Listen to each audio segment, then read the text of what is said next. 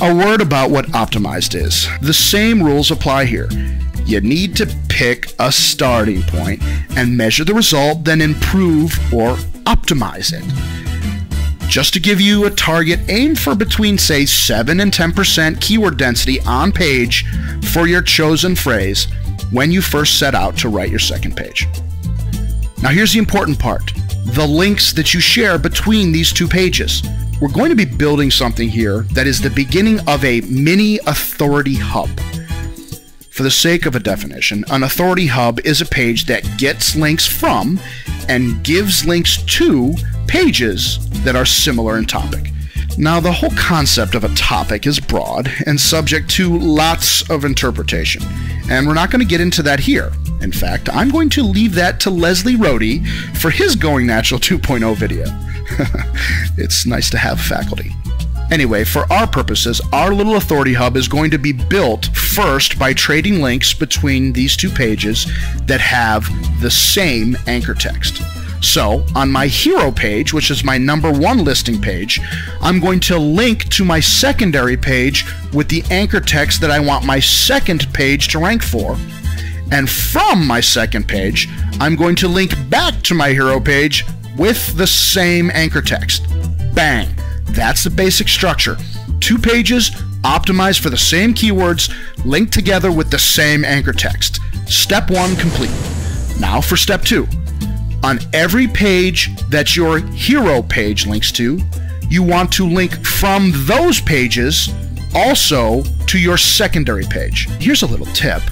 To maximize your total rankings, every page in your site should get links from at least 2 other pages on your site. In the case of a2armory.com, I've got a lot more than 2 links, and as a result, the store kicks butt in Google. But again, as a starting point, the minimum that you want to accomplish is having this link relationship. Step 2, complete. Here's how it works on A2Armory. So how simple and natural does this look? I've got my link to my second page listing in my main category navigation bar. And that navigation bar is on every single one of my category pages. So each category page links to my secondary page, which is this medieval weapons page.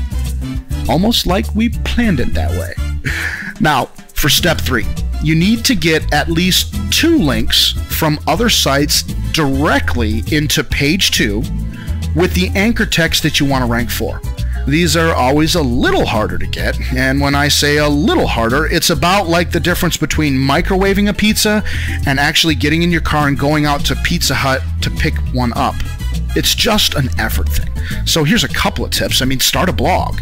That's fine. Just know that if you start a new blog, you're going to need to get links into it for it to have any real value. But here's really the easiest thing that you can do. Write an article and submit it to a few article directories. Key point here, many article submission sites will not let you have any HTML included in the article. So the link at the bottom of the article won't have your typical anchor text. No problem. Here's a workaround. When you create your second page, name the file the keyword that you want it to rank for. So at the bottom of the article where your About the Author information is, the link will be www.yourdomain.com/keyword-keyword.html, for example. And of course, you would replace those your domain and keyword references with the actual domain and keywords. You see now why it's not a bad idea to include keywords in your domain or file names? Yeah, I know. Everyone's going to argue about whether or not they make any difference in rankings. Well, by themselves, keywords in your domain or page file names make next to 0 difference. But the reason to have them is exactly for the situation I just mentioned. When you can't get traditional HTML anchor links into your text, your next best bet is to have your keywords as part of your file name. That way, when the article directory that you just submitted to turns that URL into a live link, you now have some relevant anchor text in that link. Bang! Step 3 complete.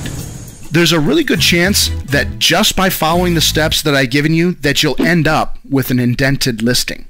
It could happen in as little as a week if your Google PageRank is in the 3 or 4 range, or if your site gets crawled by the Google spider often. But one of the keys to making it happen fast is to get a few good off-site inbound links. The more of those that you'll get, the faster that this is going to happen. And let me be clear, you are not going to need anywhere near the number of links to make this indent listing work as you would if you were doing this for a brand new single page and trying to get it ranked. That is the magic of authority hub linking across similar topics. And listen, I've done this before a lot. In fact, to maybe just put your mind at ease before you go off and spend time and effort doing this, here's a few other examples of indented listings that I've gotten.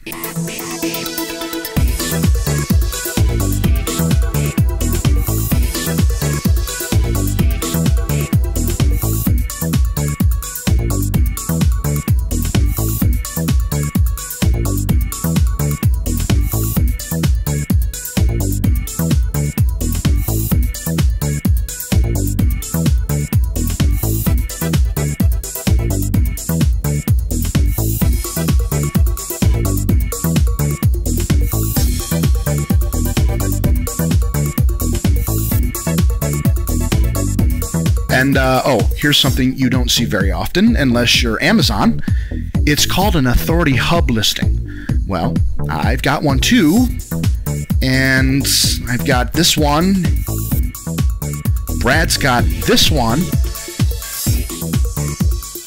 Well, this one here, are European wall tapestries. And by the way, do you remember the rumors about how Google was systematically destroying entire sites that even had the mention of reciprocal links? Huh. Guess not. The point here is, getting indented listings is not luck or the result of some cosmic convergence. It's the result of something far more mundane. It's called math. And it works over and over and over again, just so long as you know the formula. Now you do. What can this mean to you? Again, simple math. And I'm going to guess low here because I don't want any sensational claims that Andy Jenkins was making to be spreading out over on the internet. Let's say you get 500 visitors from your current listing for blue widgets. You close 1% of those visitors. And by the way, if you're only closing 1%, you really ought to see a conversion expert. Sorry, different topic. Anyway, that's 5 sales. Now, with a double listing, you get almost 1,000 visitors. Now, let's say that you close less than 1% after that, because, I'm not all optimism and sunshine, at least according to my staff. Anyway, let's say that you only close 8 people from those 1,000 visitors. That's 3 more sales. And all you did was create a page and get a few links. I'll take it. Remember how many double indent listings I showed you that I have for A2 Armory and for the Tapestry Store? Are you starting to get a sense of how powerful this technique is if you apply it over and over again? Look, I don't mean to minimize the significance of any strategy that we teach inside of stompernet. We work on this stuff all day and every day.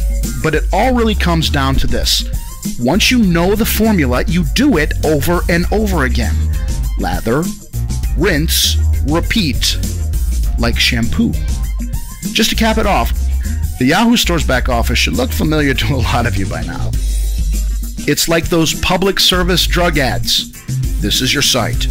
This is your site with double listings. Any questions? I hope you enjoyed this presentation, the first ever video from the Going Natural 2.0 series. We look forward to releasing more videos in the next couple of days, so check back at this video location often. Thanks.